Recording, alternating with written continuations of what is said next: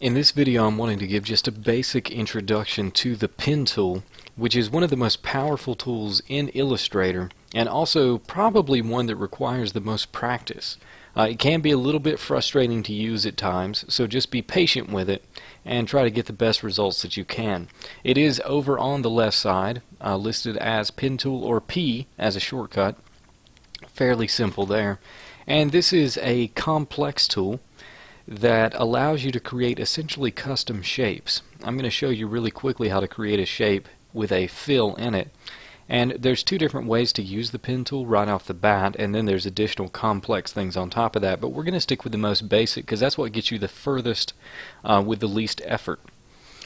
So I'm going to start just by clicking a point, clicking a point, clicking a point, all the way around until I go back to my original point. You'll see a small circle appear next to the cursor when you go back to your original anchor, as they're called. And if I click that, this becomes a complete shape. So automatically, extremely easy to create shape with nice hard edges like that. Again, fairly simple, just from clicking from point to point, coming back to my first initial anchor, and then it gives me that circle next to it, and I can complete the shape.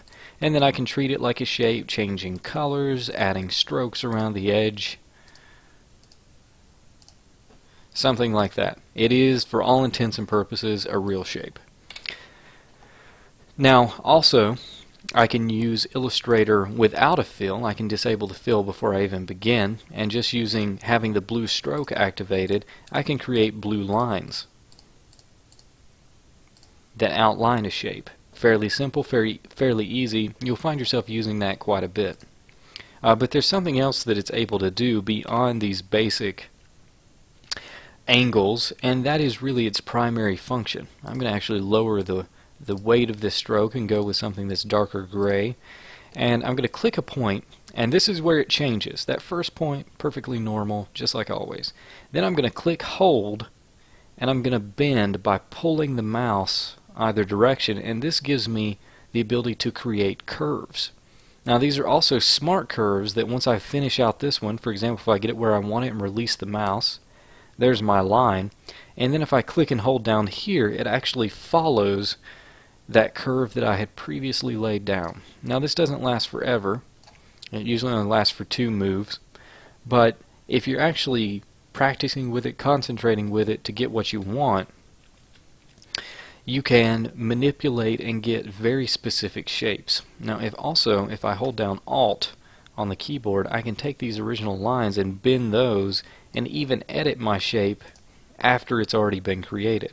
You notice how when I hold down Alt, it changes to that little triangle more or less, and then I'm able to grab hold of those handles and bend it in various directions. So not only can you create these curves, but then you can go back in and edit them depending on what you need.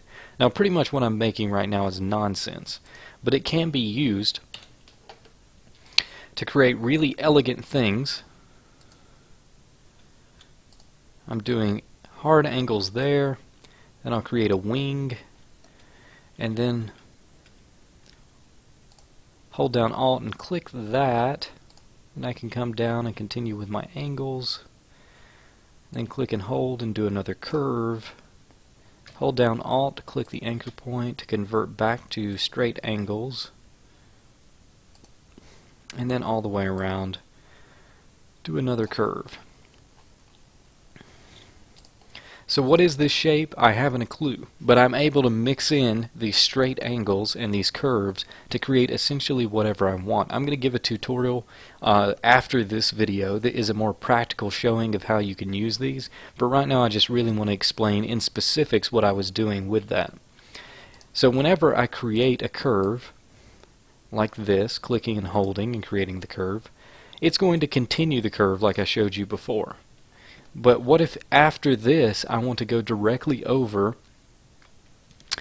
to a harsh angle, a straight angle, rather than continuing that curve? Well, if I hold down Alt like I did before in order to manipulate these things along the edges, these little bar that shows, and just click on that anchor point, I can convert it. And when I convert it, now it is no longer going to follow the curve. it's going to follow straight lines. So same thing here. Do that one more time.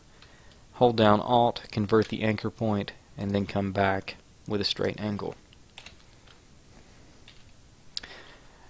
Now I'm going to do a straight angle here, and then converting that anchor point doesn't really do anything. The reason being is because it doesn't expect anything from you after you create a straight angle, so there's no need to convert that anchor point. I can, after doing a straight line, go directly to a curve. There's nothing stopping me from doing that. It's only once you get into a curve that it has expectations as to what you're going to do next, and that's when, if I want to go back to a straight line, I have to convert that last anchor and then complete my shape. It's fairly simple to use. It does take practice. Give it a little bit of time. Get used to the fact that you'll be constantly not just creating these lines like this, but finishing them up, going back to your arrow, clicking on the canvas to deselect everything, because deselecting is really important when you're working with the shape tool. With the pen tool, because you can accidentally create chaos for yourself by continuing to create points accidentally when you're really trying to click off of everything. Just remember, always go back to the arrow, click off on the canvas. That's an easy way to deselect. There's other one. This looks like a face. No, look, here's a mouth. Here's some angry eyes. But anyway, you can also do it by hitting Command-Shift-A on the keyboard, or going back to your arrow, clicking off on the canvas, something like that. But that is the pen tool. I'm going to give you a tutorial up and coming that will show how this can be used in the creation of actual elements for a logo.